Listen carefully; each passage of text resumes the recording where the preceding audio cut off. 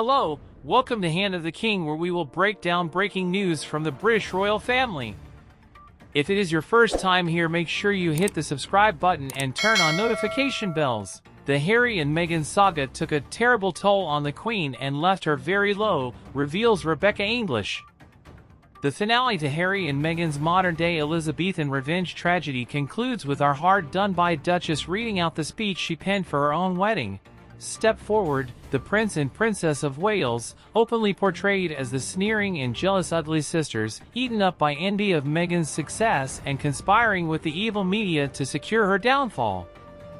There's a scheming stepmother, naturally, married to a rather hapless father figure, content to live in studied ignorance of his child's servitude in order to pursue a quiet life.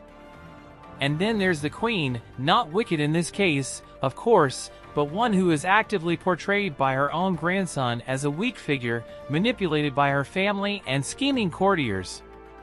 In a frighteningly venomous statement, Harry, who, let us not forget, survived 2 frontline tours in Afghanistan, says, "It was terrifying to have my brother scream and shout at me and have my father say things that simply weren't true and my grandmother quietly sit there and sort of take it all in."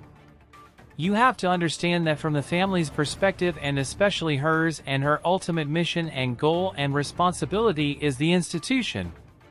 Harry has always been keen to ring-fence his grandparents from his increasingly vitriolic diatribes against the monarchy because he respected and revered his commander-in-chief. But to many in the family, those protestations, particularly now, are looking weaker by the day.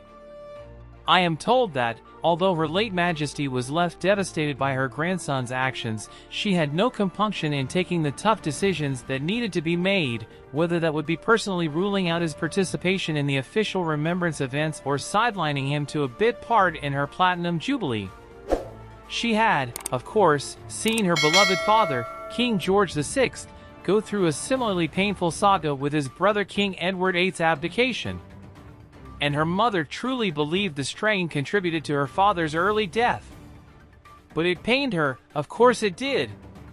She adored Harry, his mischievous humor, natural empathy, and zest for life, and missed him desperately.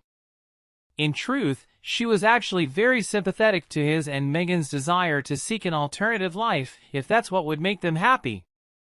But the way in which the saga played out so acrimoniously was recently described to me as having taken a terrible toll on the Queen's well-being in recent years, leaving her feeling very low indeed at times. She even, I am told, confided in one friend that she was secretly glad Meghan hadn't been able to come to her beloved Philip's funeral last year, as she simply couldn't cope with the ensuing public drama, though she was fond of her granddaughter-in-law.